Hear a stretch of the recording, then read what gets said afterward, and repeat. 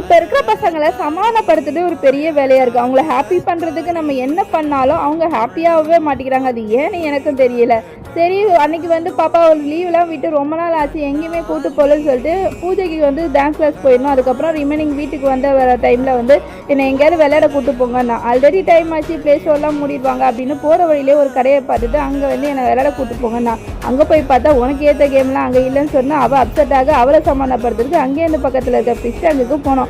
ஏன்னா அங்கே வந்து பாப்பாவுக்கு வந்து ஃபிஷ் டேங்கில் இருக்க ஃபிஷ்லாம் எல்லாமே செத்து போயிடுச்சுன்னு சொல்லிட்டு சரி புதுசாக ஏதாவது வாங்கி போடலான்னு சொல்லிட்டு உனக்கு பிடிச்சதை வாங்கி தரேன் அப்படின்னு சொல்லி அவளை சமாதானப்படுத்துறதுக்காக பக்கத்தில் இருக்க கடைக்கு போயிட்டு அவளுக்கு பிடிச்ச ஃபிஷ்லாம் வாங்கிட்டு வந்துட்டோம். அதுக்கப்புறம் வந்து ஃபிஷ்ஷை மட்டும் வாங்கி கொடுத்தா போதாது, சாப்பிட்றதுக்கு ஏதாவது வாங்கி கொடுத்தா தானே சமாதானம் ஆவாங்கன்னு சொல்லிட்டு அப்புறம் பக்கத்தில் இருக்க ஹோட்டலில் போய் சாப்பிட்டுட்டு அங்கேயிட்டு வீட்டுக்கு கிளம்பணும். நம்மளாம் சின்ன வயசில் என்ன கொடுத்தாலும் சமாதானம் ஆயிடுவோம். ஆனால் இந்த காலத்து பசங்க எவ்வளோ செஞ்சாலும் சமாதானம் ஆக மாட்டேங்கிறாங்க, சந்தோஷமும் பட மாட்டேறாங்க, ஏன்னே தெரியல.